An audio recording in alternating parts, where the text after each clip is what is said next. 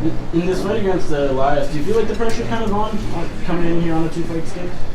No, I don't feel the pressure's on me. You know, I always want to perform well, and lately I have not been performing well, particularly in the bigger fights. So that's the focus. That's been the focus of my training camp and pretty much in general. What do you chalk up last year to? Did something happen that sort of led to those couple losses? It's just a matter of, hey, you're an MMA fighter, it doesn't always go your way. Anything happen? Just preparation, I would say. I opened up a gym about 2 years ago, and I was trying to do, you know, training out of home, you know, being close to family, you know, where it's real comfortable, just living the family life. But that didn't quite work out as far as training and preparation, because, you know, you get out here in these big fights and these guys are hungry and they're coming after you. So I had to make some changes this camp. I had to be away from the family for a little bit. I spent 5 weeks out in Florida training, just getting guys that can push me, so whenever it's fight time, I'll be ready. So you're at hard knocks now, right? Right, yes. How has it been training with Henry Hoof? It's good, you know. It's funny because it kind of reminds me of like when I first started training. When I'm at my gym, I'm like a superstar every day. When I'm there, you know, nobody's a superstar. Even like champions, he's like, okay, you know, so-and-so won the belt, but this is what he did wrong. You know, he's always looking to like let you know your mistakes and your holes, so when it come, you know, the next fights, it won't happen. You know, I was just thinking back when I was on my 5-fight KO streak, knocking everybody out. There was a couple things I could have took there. You know, I was a little bit too reckless, and you know, there's a lot of film going around. So when you tend to do like the same thing and it works, people are gonna start timing you and start picking up on things. So it's one of those things, just holding me accountable, and a lot of people to push. With Elias, he's called himself a generalist, kind of good in all areas, doesn't stand in one particular spot. What do you think his strengths are? I think he's a solid fighter. You know, I think that's spot on. I think he's not really like great at any one thing, but I think he's pretty solid at everything. He's a guy that's not going to go out and rush the fight. He's going to take his time. He's going to point fight. He's going to look to, you know, pick up the fight, you know, via the scoring system. Derek, you got 11 knockouts. So are we going to see number 12 Saturday? It's possible. Yeah. It's possible. You know, I'm always looking for those knockouts, but I'm looking to do it in like a better fashion. You know, not rushing, not blitzing, not putting myself at risk, not just being too greedy. You know, I look at a lot of my fights and I'm like, man, that was too greedy. You know, and even I can look back on some of my fights, even the good ones, when I got the knockouts, like, probably should have toned it down just a little bit. What did you think about Adesanya versus Gastelum? I didn't watch the fight. I watched the highlights, but I tuned in for the last fight. You know, I was just kind of doing my own thing. It was close to my fight, so I normally don't tune in too much when it's close to my fight. But I saw the highlights. It looked like a back and forth. Kind of what I thought of Israel. But like I said, in that fight, I made too many mistakes, and my preparation wasn't up to par. You know, so it's a good fight. Do you feel that makes the loss look a little bit better though? That now that he's the champion. Nah, I don't really look at it like that, because MMA is like an unforgivable sport. And, you know, somebody will be on top of the world one day and then the next day everybody like, what happened? You know, just like, I guess, Conor, everybody, I remember like people were like legitimately thinking he couldn't lose. And I'm like, come on, guys, like, that ain't really realistic. I mean, he has several holes in his game, but then when he loses now, everybody's like, oh, you know. So it's just a matter of, you know, you just got to stay on top of your game. You faced Whitaker as well. Who do you see coming on top of him and Adesanya? That's going to be a tough one, you know. Neither one of those guys are particularly fast. Adesanya is more long, and he's pretty technical. The same thing with Gastelum. He's not as long. I mean, not Gastelum, but Whitaker. He's not as long, but he's a real technical guy. He's good at what he's doing. Maybe I slightly favor Adesanya in that fight. You faced the best of the best: Machida, Whitaker, Anderson. Do you think that gives you an added advantage against Elias? It's his first top 10. It's his first co-main event. Do you think that gives you an advantage going into the cage Saturday night? Yeah, I mean, I've been around the block. It's funny, man.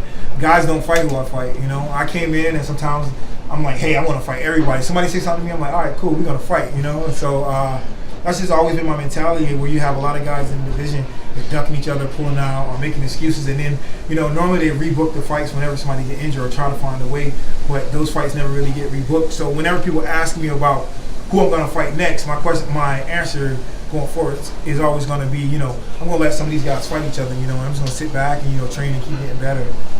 Elias doesn't have a lot of finishes, lots of decision wins. Do you feel like you could chase the knockout against him more easily than others? No, it's not a game of chasing, you know, it's just taking my time, setting it up, and it'll come, you know. I hit hard, especially when I connect and I set up a shot, you know, I can finish the fight. So it's one of those things I don't really have to rush. Some have described Elias as difficult to figure out with his sort of unorthodox style. Do you look at him that way? I really think he's difficult to figure out.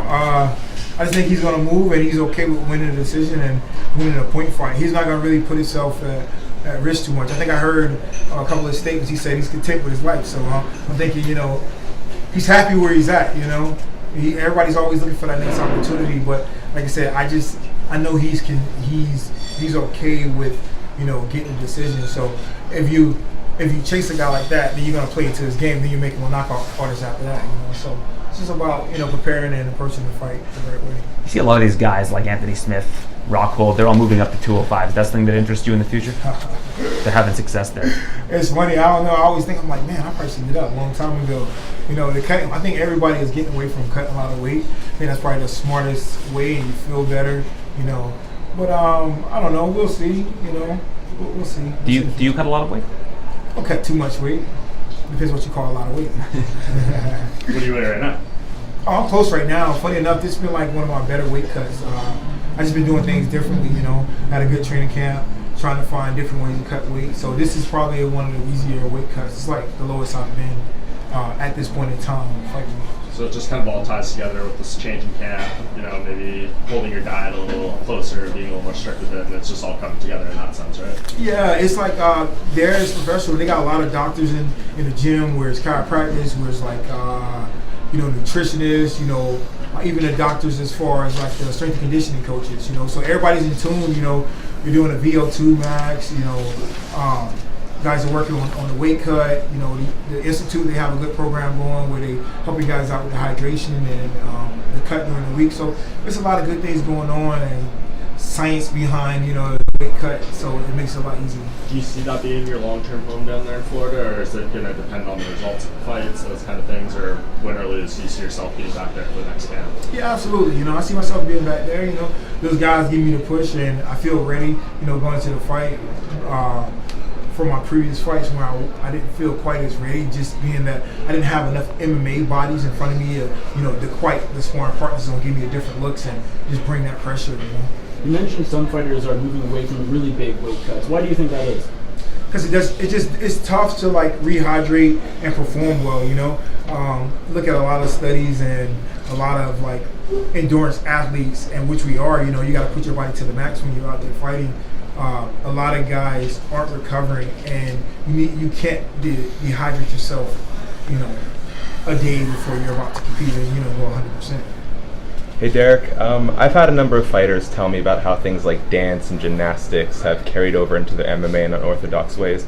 Along with your strong wrestling background, you're also a cheerleader. I was wondering what aspects of that, if any, have carried over. No, it's funny. Yeah, I used to. Hey, it's tough. I used to cheerlead back in high school, and that was one of the better things. I came into MMA and I had a strong core and a lot of flexibility, and I could put myself in a lot of different positions when it comes to scrambling and stuff like that. So over the years, I stopped like doing all the tumbling and tossing girls in the air. So definitely lost a little bit of upper body strength and core strength. But I think it was definitely one of the early tools and one of the things that helped me when I first got into this sport. Very cool. What do you make of Jack Manson's very recent and very quick rise to contender status? Oh, he's fighting good. He's fighting good. The last fight was good. Jacare looked a little slow, lethargic, sluggish. Maybe he's getting a little bit older. But Hermanson came out there, he looked good. He put it on him. I think that's 2 big fights for him in a row.